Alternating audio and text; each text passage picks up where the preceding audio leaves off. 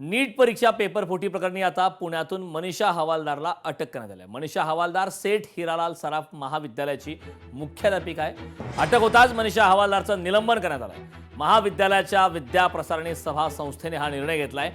नीट paper फुटी प्रकरणी सीबीआयने पुण्यातून सेठ हिरालाल सराफ महाविद्यालयाच्या मुख्याध्यापिका मनीषा हवालदारला अटक केली आहे। पेपर फुटी प्रकरणाशी सहभाग लक्षात येताच सेठ हिरालाल सराफ महाविद्यालयाच्या विद्या प्रसारणी सभा या संस्थेने मनीषा हवालदारला तत्काळ निलंबित केले।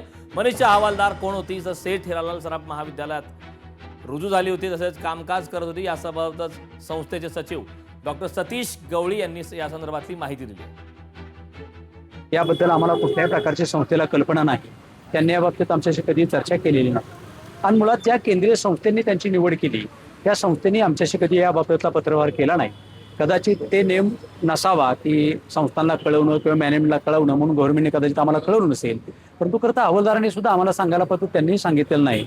आम्ही या प्रकरणाचा पूर्णपणे निषेध करतो, आम्ही समर्थन करणार नाही, कारण 102 वर्षाची जुनी आमची शैक्षणिक संस्था आहे आणि ही बातमी कळताच आम्ही 6 सव्वा 6ला त्यांना सेवेतून निलंबित केलेलं आहे, सस्पेंड केलेलं आहे आणि त्याच्या इन्क्वायरीसाठी आमच्या समितीचं गठन आम्ही केलेलं आहे। लोकशाही मराठी ऐका, पहा, जागरूक रहा।